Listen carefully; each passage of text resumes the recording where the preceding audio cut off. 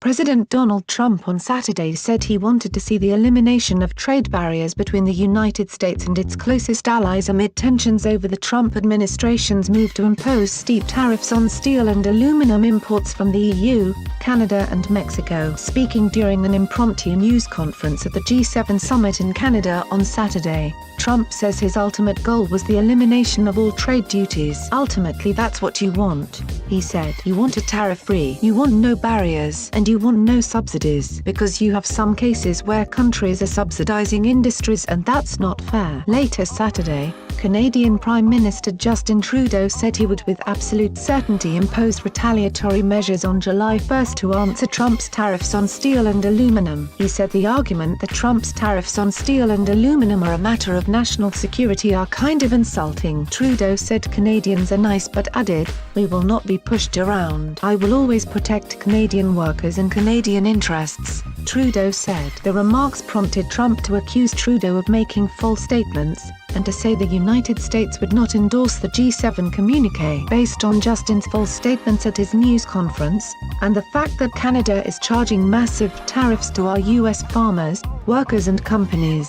"I have instructed our U.S. reps not to endorse the communiqué as we look at tariffs on automobiles flooding the U.S. market," the president tweeted on Saturday. In a second tweet, Trump wrote, "PM Justin Trudeau of Canada acted so meek and mild during our G7 meetings only to give a news conference after I left saying that U.S. tariffs were kind of insulting and he will not be pushed around.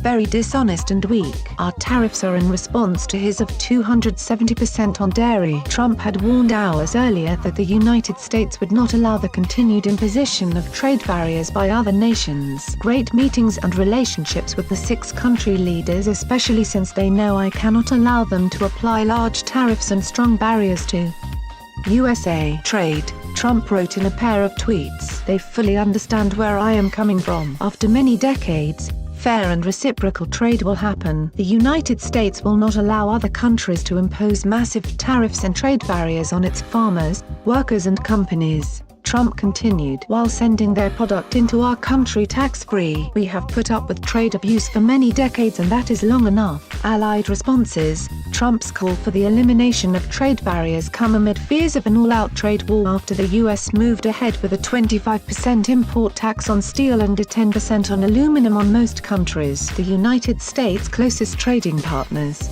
the EU, Canada and Mexico, have vowed to impose retaliatory tariffs on scores of U.S. products beginning in the coming weeks. Echoing Trudeau, British Prime Minister Theresa May said Saturday that the European Union also will impose countermeasures to the U.S. tariffs. "The EU, of course, we operate as a member of the EU, as we currently are. The European Union will impose countermeasures to the United States," May said. She added that the United Kingdom is a champion of free trade and would work to put in place free trade agreements with the United States and other countries once it leaves the European Union. "We want to continue a good trading relationship with the EU, but we also want to take advantage once we are outside it of being able to negotiate our own agreements with other countries around the world because I think that is to the benefit of the people living in the United Kingdom," May said. May characterized her relationship with Trump as very good. "We have a very good relationship with President Trump," May said. "We work with President Trump. The United Kingdom has a very good relationship with the United States." G7 leaders had intended to use the summit to confront Trump on the tariffs,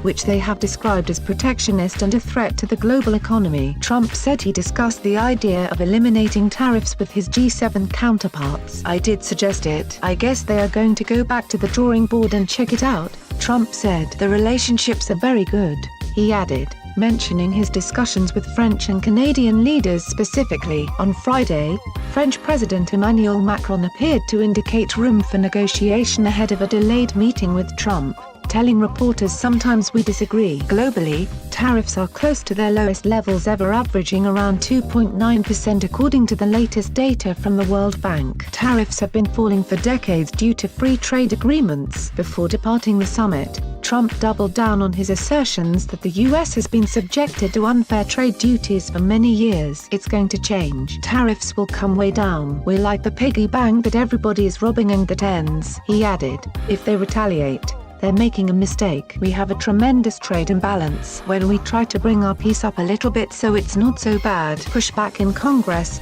Republican Sen. Ben Sasse of Nebraska said Trump's comments on eliminating tariffs among G7 nations would be tremendous news if the president is serious about the issue, adding, "I would happily carry his bag to every single meeting of those negotiations." But Sasse said Trump's complaints that other countries have taken advantage of the United States are unfounded, adding that he recommended less whining on the global stage. The simple fact is that more trade has been overwhelmingly beneficial to U.S. families and to net U.S. job creation for 75 straight years, and pretending America has been taken advantage of, that is, pretending that we're losers, isn't true. The constant victim talk doesn't help anyone, he continued. It doesn't help trade negotiations, and it doesn't help U.S. citizens understand the disruption in our economy that is actually coming from more technology and more automation, not from free trade agreements, which have overwhelmingly benefited American families. Earlier this week, Tennessee Sen. Bob Corker, who chairs the Senate Foreign Relations Committee,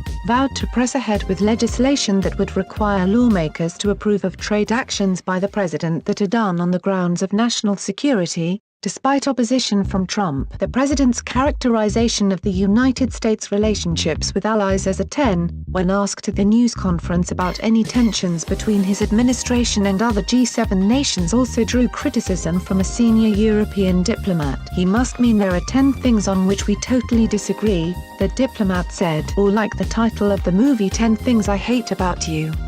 Trump has long criticized the United States goods deficit. Economists point out that the current U.S. economy is much more driven by services like hospitals, universities, tech companies and banks. Manufacturing, an industry Trump focuses on, makes up about 10% of U.S. economic output. Recent World Trade Organization data shows that America's average tariff for imported goods is 2.4%. Canada's average tariff for imported goods is 3.1%, and the EU's average tariff for imported goods is 3%. Share this video with your friends and family. Like and share this video on Facebook and Twitter if you agree. Don't forget to support this channel by clicking on the donation link down below and subscribing so you never miss any of our trending reports. What do you think about this video? Scroll down to comment below. Now if you are seeking the latest trends in fashion, and electronics and gifts and more at the best prices, please feel free to visit www.atthesmall.com. Once again, that is www.atthesmall.com. If you are seeking the best in facial and clear skin regimens and products for women and men, including an opportunity to earn residual income, please visit our partner at www.jdro.my.r&f.com. All links are in the description box below. We also want to let you know that this YouTube channel has changed, and our new YouTube channel is